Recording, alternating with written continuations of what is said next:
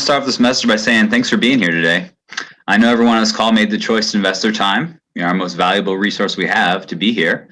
And I know it's not always an easy decision to make, so I just want to honor that. And I appreciate being given the opportunity to be on this call today, and my goal is to provide some value for you. Now, I know there's a lot of different types of people on the call. There's people newer in the business, right? Just getting started, maybe going after their first 50 or 100K a year, just getting going. There's people who have been here for years, Hall of Fame members going after their best years ever. And then we have people in the middle, right? That's somewhere in the middle. Maybe they've sold their first 50, 100K a year, 1 or 2 years in the business. And now they're looking at those top performers and they're wondering, how do I get to that level? Now, just a little bit about myself. I've been selling Cutco for 9 years now. Just shy, like Nikki mentioned, 1.5 million in career sales with about 4,000 customers. I've been in management. I ran 2 different branch offices, and I decided to go CSP about 5 years ago.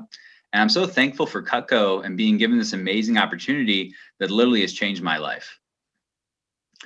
And I remember in the beginning, I struggled with objections. And I've been the guy who have dealt with objections in every way possible over the years. I've been the guy who accepted the objections and let the customers sell me on why not to buy Cutco today. I've been the guy who was, super understanding, didn't want to be pushy, and just, took the objection, let the customer go. And then I've also been the guy who just bowls through the objections and just shows the next option regardless of what the customer is trying to tell me with their objection. Now, after lots of practice and focus energy in this area, I'm now a Jedi master when it comes to objections. So if any Star Wars fans out there, I'm a big Star Wars fan. So in episode 2, there's a scene with Obi-Wan Kenobi where he's talking to some scout troopers. And, they come up, ask for his credentials. He does the famous hand wave, or he waves the hand. He's like, I'm not the person you're looking for. And they're like, yeah, you're not. That sounds good. And then they walk away. So if you want to be like that for your customers, listen and apply everything I'm teaching here today, and you can be a Jedi Master too. So my goal for this message is to arm you with the tools and a step-by-step framework on how to handle any objection that comes your way, regardless of what type of event or channel you're selling in, and whether it's a Cutco owner or a non-owner. And if you do everything I'm teaching, you'll actually see an increase in not only closing ratios, but booking appointments, getting more referrals. Your average order is going to go up, and you're going to have more raving customers and raving fans. Now, in order to get the most out of this message, I would encourage you to take some really good notes. Be fully committed to being fully present during this message and apply what you're learning right away. So just so you know the process of this talk and how it's going to go, I'm going to start off with a 5-step framework designed to handle any objection out there. I'm going to go through a few examples of how to use the framework in action. And then I'm also going to cover a few intermediate and advanced tips if people are looking to take this to the next level and get these objections even less often. And then lastly, I'm going to cover a few action steps and what to focus on right now as you level up your objection game. But the first thing, I think it's really important that we have the right mentality when it comes to objections. Now, if you haven't heard yet, objections are a good thing. Right? They're good. They show that the customer is interested in what we're showing them. Because if there wasn't any objection, right, and there wasn't any interest, they would just simply say no. They would just say, no, I don't want that. Please don't sell me that. I'm good, right? The fact that you're talking to them now and you've gotten this far into the approach shows that there's interest. And why is it so important that we handle these objections when working with clients? It's because it allows us to serve our clients at the highest level. It shows we're listening. It builds trust, it creates lifelong loyalty, and honestly, it is our job. Our job isn't to sell Cutco. Let that sink in for a sec. Our job's not to sell Cutco. If you made it through day 3 of training, you probably already know that Cutco sells itself, right? Cutco's a phenomenal product. It sells itself. Our job is to answer questions, aka handle objections, and help people afford Cutco. And how do I know this? It's because if Cutco was free, everyone would have it. Now let's talk about the step-by-step framework and how to handle any objection. So usually after you've done the approach, we've built rapport and whatever package or program we're offering for the client, we built the urgency, presented price, and now we're going through the confirmation questions, getting close to the yes or no for the sale. We go into something called the dance with our client. And what is the dance? Simply put, the dance is the objection cycle. So the objection cycle, that's our 5-step framework. So step 1 of the objection cycle. Clarify. So clarify what the true objection is and repeat it back. It shows you're listening. Empathize. Stay on their side by agreeing with them. This is going to allow the customer to lower their guard and actually hear what you're about to offer and what kind of solution you're going to give them. Third step is permission. Get things moving forward with a strategic question that they're going to want to say yes to. Fourth step is solution. So you're going to tailor your next offer based on their concerns and to solve that problem. And then the fifth step of the cycle is confirm, right? Confirmation. We're going to get multiple yeses. We're going to stack the yeses before we actually ask for the order again. Now, there will be a handout going out with this information, so don't feel flustered. You have to take notes and write down every single word I'm about to say. There will be a handout with the verbiage I'm going to go over. But let's go through a couple examples. So I'm going to start with a couple new customer examples. So the first one, I'm sure we've all heard it. If you haven't been selling Cutco that long, then I need to think about it, right? Very common. Hear it all the time. Now, it's really important that we clarify what do they need to think about, right? So first step, clarify. Hey, no problem. You're more than welcome to think about it, but I'm just curious, what is it you're unsure of, or what did you need to think about? Here's where the true objection comes out. So customer responds back, it's too much money. Oh, okay, so you're saying you really like Cutco and you would use it. This package is just a little bit too much right now for the budget. All right, we're clarifying and repeating it back, right? Shows we're listening. Yes, that's correct. Okay, emphasize, no problem. I totally see how you could say that being the first time you're looking at investing in high quality knives. I've actually heard that before from other clients before they bought Cutco. But after they consider how long that they're going to have their Cutco, how often they would use it, and how much money and time it's going to save them in the future, they agree it's well worth the investment. Next, permission. Now, we all know that a couple good knives are better than 100 bad ones. If I can take a quick minute, or can I take a quick minute to show you a different option that I think would be even better for you based on what you're telling me? Very yes question right there. Next, solution. So in this example, we're selling them a homemaker set, right? So the next option is a great option for you because it comes with almost everything that comes in the homemaker set, but it's way less money. From here, we're going to present the galley set, the starter set, and we're just going to strategically sell them off the pieces in the homemaker they're not getting that they wouldn't use right away, right? The carving set and the butcher knife. Ms. Jones, you're probably not carving turkey every day, and you're probably not doing a lot of butchering. Absolutely, right? So that's why the set just makes way more sense for you based on your situation. And then from there, I always tie it back in with they can always add those stuff on when they go to upgrade in the future. Always planting those seeds that they can always upgrade and grow the set when they're ready for it. So after we offer the solution, we're going to do the confirmation, right? We're going to be very assumptive because we've already went through the close once with the client. So from here, I'm just really assuming that this is the best option for them and they're going to say yes to it. So yeah, you'd like all those pieces and you'd use that set, right? Okay, great. And you guys wanted to do the classic handle. Okay, cool. And then were we doing it all at once or do you want to take advantage of the easy pay? Okay, great. Welcome to Cutco family. Right, just very assumptive. I'm not even really going to ask for the order. I'm just going to assume that if they say yes to all those questions, they're getting it. So the next one, this is more of something you'd run into at events, but the "we'll be back" objection, right? It's the biggest smokescreen objection out there. It really means nothing, right? We'll be back. So hey, no problem, right? We're going to clarify. You can definitely come back, but if you don't mind me asking, what's the biggest thing holding you back from getting Cutco today? Now, it really could be anything. So it's really important to find the true objection here. That way we're not trying to solve a problem that isn't the actual problem. So here's the objection. We weren't planning on buying knives today. I'm sure that's another thing that people have heard, right? We weren't planning on buying knives today. Once again, we're going to clarify and repeat. Okay, so you're saying you really like the idea of Cutco and you would use it. You just weren't planning on buying knives today. Yeah, that's exactly what we're saying. Oh, okay. Hey, no problem. I totally understand. Most people that buy Cutco from me, they actually weren't planning on buying knives today either when they came up to the booth. But they came up to the booth for a reason. Most people, or most likely, it's because the knives at home are not good or they really don't like them. If they did, they probably wouldn't be looking at new knives today, right? Would you agree with that, Mrs. Jones? And you say that with a smile, right?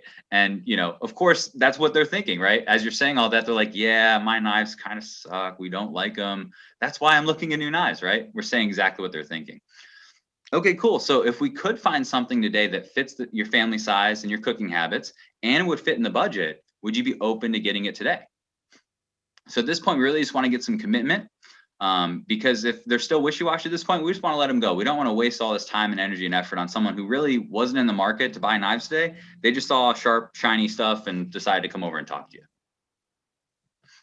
Once we get commitment, once again, we're offer a different solution, drop down to a more affordable option for them, and then go through the confirmation questions. Another very common objection, that's just too many knives, right? That's just too many pieces.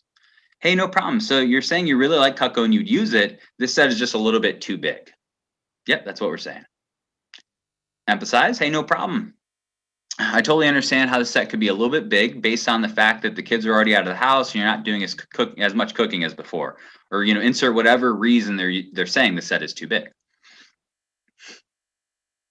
Now, my goal isn't to sell you something you wouldn't use. Based on what I'm hearing, can I take a quick minute just to show you a different option that I think would actually fit you even better based on where you and your family are at this time? Once we're tailoring that solution for them. So this next option is a really great option because it comes with almost everything in that set, but it's way less money, right? So once again, let's say we're at a homemaker Siggy and we're just showing them a smaller option. We're dropping down.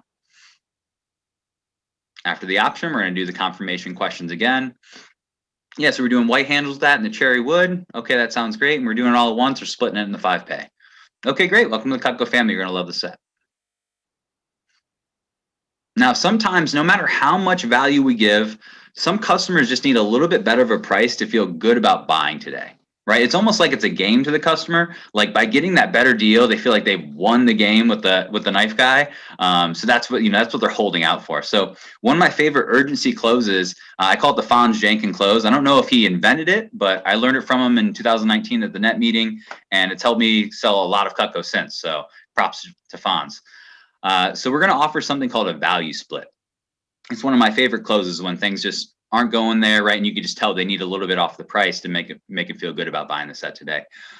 So we're closing a set and we need to drop the price to close the deal. It's a lot of money, so we need to walk around and think about it. Hey, no problem. Let me jot that down, right? I always like to slow it down, write it down for them, and then ask a couple tie down questions as we kind of move the ball forward. So yeah, so you said you'd like it and you'd use that set. Okay, great. And you said the dark handles? Okay, cool. And then the block honey or cherry? And then all at once, or would you split it if you're going to do it today? Right, so we get all those tie down questions. And then here's where the approach really comes in. So can I be honest with you? Most people want to walk around, think about it. They just don't make it back. Like let's say we're at a show. This is a big show. There's lots of vendors, and there's like a black hole at the end of the booth that people just fall right into, and they never make it out. So I gotta ask, if I did like a crazy, awesome, turbocharged, ridiculous deal, would you consider getting the set today since you guys like it and you'd use it and it makes sense? Okay, cool. So if you had to pick, what would you pick? A better option, or a better price, or some free stuff? Now, regardless what they pick, free stuff or a better price, here's where you really kind of make it fun and you really kind of show that you're on their side. So let's say they pick free stuff. Hey, can I tell you a little secret, Mrs. Jones? Now, if a salesperson ever gives you the option for free stuff or a better deal, you tell them you want both, right? And you want to say that with a smile, kind of laugh, make it fun. So I always say that. They kind of laugh. They're like, oh, I didn't know it was an option. I'm like, yeah, we'll rewind it, right? Rewind, ask again, high five, laugh, right? The transfer of energy here is really the key, right? Trying to get them to open up and relax the situation. So at this point, I have them pick 1 or 2 gadgets, depending on what set we're looking at. And I don't sell the gadgets right there, right? I just have them pick, right? So if you had to pick, I kind of hold up the 4 or 5 gadgets. What'd you pick? Can opener, ice cream scoop, peeler, pizza wheel, da, da, da. I have them pick. And then from here, I tie them into me and why buying today, the bigger picture, right? So I share a goal. So, okay, Mrs. Jones, so here's the deal. And here's where we're going to share a goal, something big, something bigger than just selling them knives today. So, I'm working super hard right now to have my best year ever. My goal this year is to do $500,000, $500,000 in Cutco to support myself and my family. So I'm pulling out all the stops. I'm going above and beyond, and I'm doing everything possible I can to get to this goal. So if you want to help me get there and get these awesome knives in the process, here's what I'll do for you.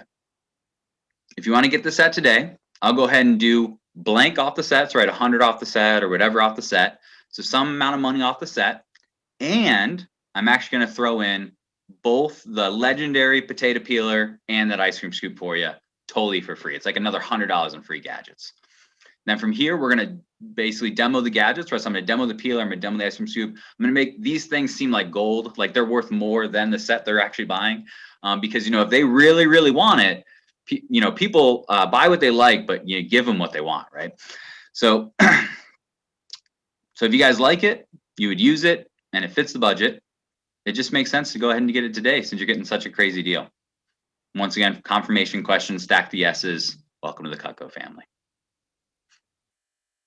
Now let me ask, when is the best time to handle an objection? I'm sure we all know this answer, but before it comes up, right?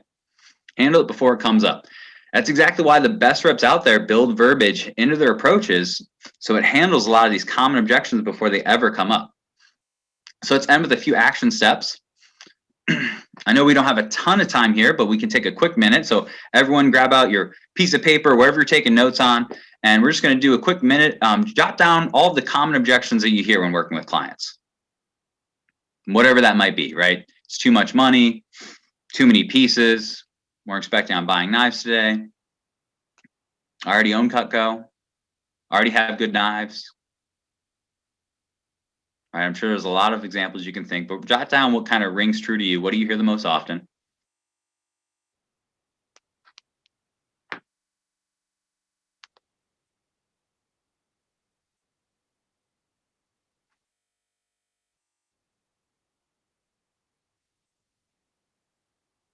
Okay, and we can always work on this later. We don't have a ton of time. So I would star your top 3 objections you hear the most often out of those ones, the list you came up with. And then I would go through your approach and identify where in your approach can you build in verbiage to handle these objections before they ever come up. If it's something that you don't hear often, just comes up every now and then, I would just come up with more of a one-off approach to handle that objection. So a couple examples of doing this process. Getting the spouse objection often, right? I need to talk to the spouse. I need to talk to my wife. This is one of my favorite ways on how to handle this before it ever comes up. So as I'm going through the guarantee and I'm talking about the 30-day money-back guarantee, I'm going to add this into my approach, my verbiage. So, hey, Mr. Jones, I'm sure you can imagine we rarely see husbands and wives together nowadays because people are just so busy. That's actually why we created our spouse guarantee that actually gives you and your spouse 30 days to try the product out in-home, risk-free, and make sure you both love it. If for any reason you or they are not 100% satisfied, we can always exchange it, refund. We get anything wrong, we can fix it within the first 30 days. No questions asked. Just let me know and I'll take care of that for you. So once again, we throw that in the beginning. That way, if they go to say, hey, I got to talk to wife, it's like, oh yeah, no worries. That's why I got the spouse guarantee. No worries, right? You don't want to ruin the surprise, right? She's going to love this gift. Next one is the getting sticker shocked response from Cutco owners, right? So we're selling to a Cutco owner and, we present the upgrade or whatever. And they're like, oh my God, that's so much. So I build this into my approach. Hey, Mrs. Jones, I'm sure you remember Cutco's not cheap because it's high quality and lasts forever. That's why you've actually had it for 15 years now and you're still using it every day and you love it. Do you remember how much the set was when you got it? If they can't think of a number or whatnot, I give them a real expectation of, what it was when they got it, right? Let's say it was 10 years ago. This, the homemaker set when I started 9 years ago was $997. So, it's about $500-600 difference. So I just kind of give them a real expectation. Now, did you know your set is actually valued at blank now, right? So your homemaker set you bought for $500 35 years ago is actually over $1,500 now. Isn't that awesome, right? Celebrate that. Cutco is great because it never loses its value because of that guarantee. And once again, this is a great way to gauge their expectation of the price and pre-frame it before the pricing ever comes up. Because obviously it's not going to be the same price as it was 30 years ago. I love the line, good things aren't cheap and cheap things aren't good. Everyone connects with that. So as I begin to wrap up, let's review what we covered today. We started with the 5-step framework on how to handle any objection. We put this framework into action by role-playing a few examples, and we discussed the value split, aka the Von-Janken approach, and how to use it effectively when a little bit off is needed to close that deal. And lastly, we implemented some verbiage into the approach to help reduce or eliminate these common objections before we ever hear them. Now, the process of becoming the master of objections is like, I say it's like sharpening an axe, right? If you're sharpening an axe, it's a process. You need to have intentional focus while you're doing it. You can't just focus on one side or part of the edge because you'll end up ruining the edge. You need to work on the whole edge every single time consistently to get it nice and sharp. But once we sharpen that axe up, if we just leave it out in the rain or throw it on the floor and never touch it again, it's going to rust, it's going to dull, and eventually it'll be ruined. So, what does that mean for us? It means for me, it means for us that we need to put consistent time and effort into handling these objections to get good at this process and remain good at this process. So just take a quick self-assessment, rate yourself. If you had to be honest with yourself, no one else is going to get to see this, but rate yourself on handling objections 1 to 10, right? 1 is awful, 10's Jedi Master.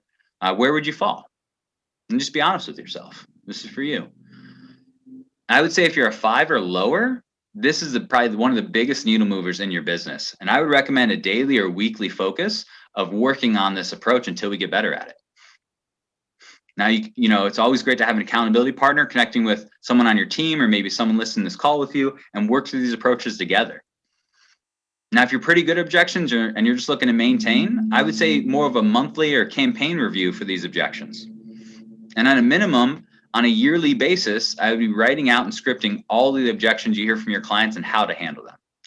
Now, I know it can be kind of a tedious process, but talk about sharpening those skills, sharpening that axe. So with that, I know this was already said today. It was one of my favorite quotes. I'll leave you guys with this. Knowledge is only power when it's combined with action. So let's get to work. Thank you guys for the time today, and let's make 2021 our best year ever.